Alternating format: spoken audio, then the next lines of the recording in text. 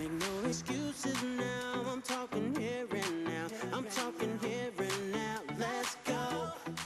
Amigos, continuamos aquí en su programa Aprendamos de Todo y en la sección de personajes inmortales se encuentra con nosotros el licenciado Jorge Luis Hurtado, quien el día de hoy nos va a hablar de Marco Polo. Bienvenido, licenciado. Gracias, maestra, me da mucho gusto estar en su programa y sobre todo la variedad de temas que aquí se tratan me gusta mucho, así que estoy orgulloso de participar en este equipo que usted ha logrado integrar y que es muy bonito, sobre todo que en la calle me hacen muy buenos comentarios acerca de su programa. Vamos a hablar el día de hoy de Marco Polo. Marco Polo, para que ustedes lo dimensionen un poquito más, pues les quiero decir que vivió en el siglo XIII. Él nació exactamente en el año 1254, vivió 70 años de edad. Este personaje de la Edad Media, pues destaca porque finalmente su mérito mayor fue haber narrado las aventuras que él vivió en el Asia, particularmente en la ciudad de Pekín, que en ese momento pues se llamaba Shanghái y que pertenecía al país de Catay, lo que ahora conocemos como la India.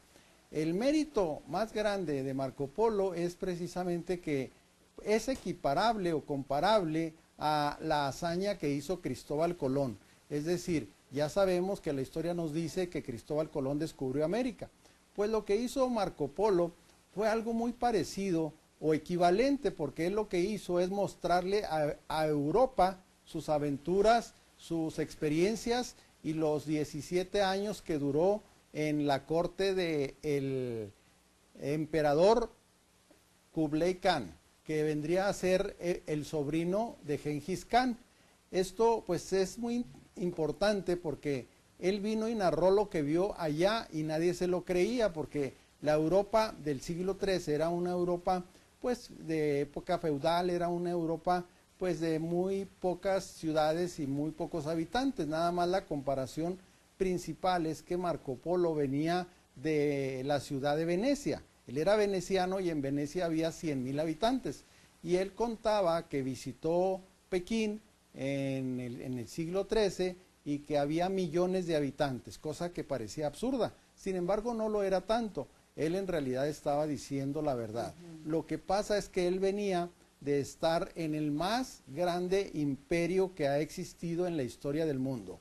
Más grande que el Imperio Romano, más grande que el Imperio Griego, más grande que inclusive el imperio en su momento de Inglaterra y más grande que las extensiones que tuvieron otros países en la historia.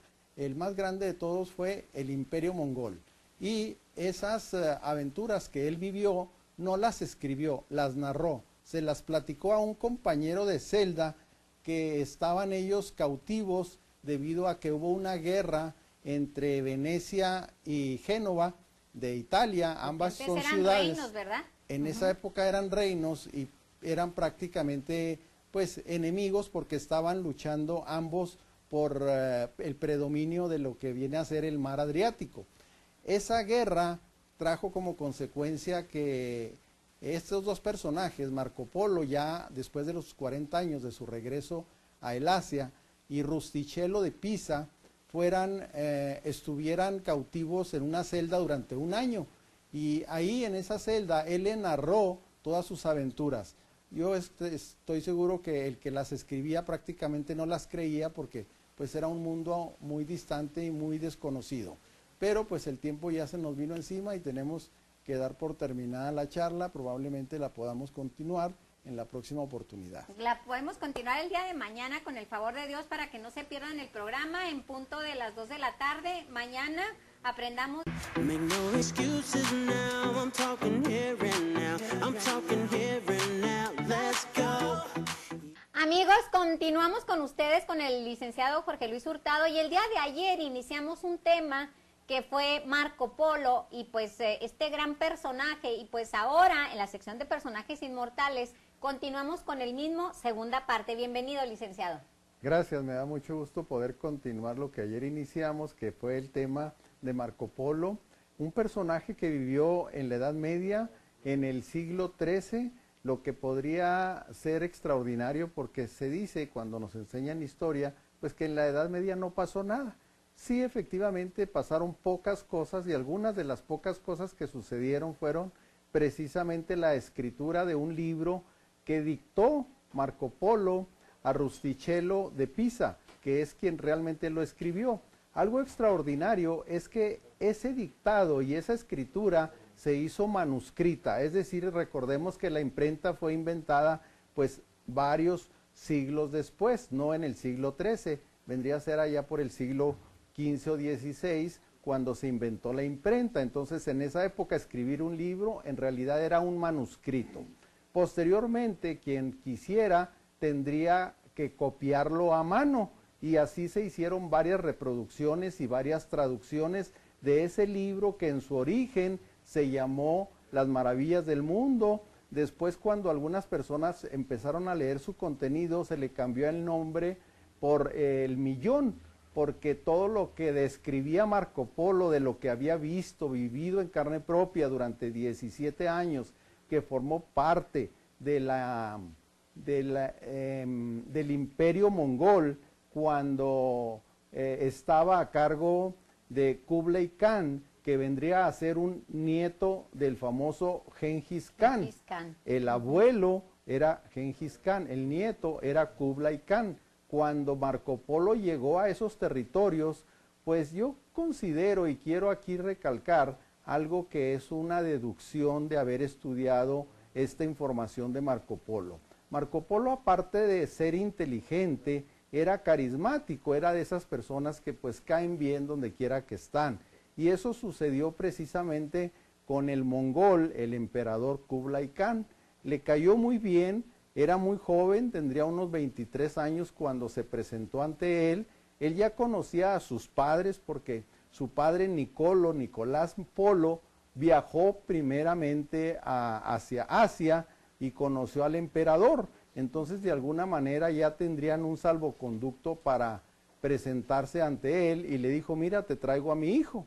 Y ahí es cuando les digo que tenía carisma porque le cayó también al emperador, que vendría a ser un guerrero pues de los que se les denominan guerreros bárbaro muy astuto, bárbaros, así del tipo de Atila, ¿verdad? Ajá. Esos guerreros que cuando llegaban a conquistar un pueblo, un territorio, pues lo hacían de una manera tan bárbara que asesinaban a todos los pobladores e incendiaban todas las propiedades. Pues así era Mongolia, ¿verdad? Cuando invadían China, por eso Sí. hicieron la muralla china. Exactamente, la muralla china se relaciona con las invasiones del pueblo mongol. Exacto. Sin embargo, el abuelo de Kublai Khan, que fue el Gengis Khan, unificó a los pueblos mongoles e hizo crecer el imperio a un grado tal que abarcó casi todo lo que actualmente es Asia y gran parte de lo que también actualmente es Europa. Ese ha sido Entonces, el fue imperio más imperio grande, más ¿verdad? grande en extensión y desde luego en riquezas. Tuvo otros grandes méritos Kublai Khan porque él estableció también un sistema de comunicación fluvial haciendo el Gran Canal Chino, que vendría a ser un canal artificial hecho con fines de transporte, hecho con fines de comunicación, para evitar viajar por el mar, porque había riesgo de que fueran atacados por piratas, pues hicieron su propio canal de navegación.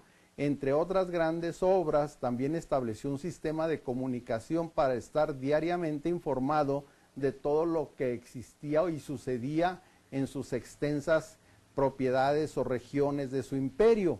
Esto lo hacían con un sistema de comunicaciones a caballo y existían las llamadas postas. Las postas vendrían a ser el lugar donde se hacía la remuda del ganado, más bien de los caballos, para que los jinetes continuaran al día siguiente cabalgando. El promedio de avance era de 350 kilómetros diarios para llegar a darle información al emperador.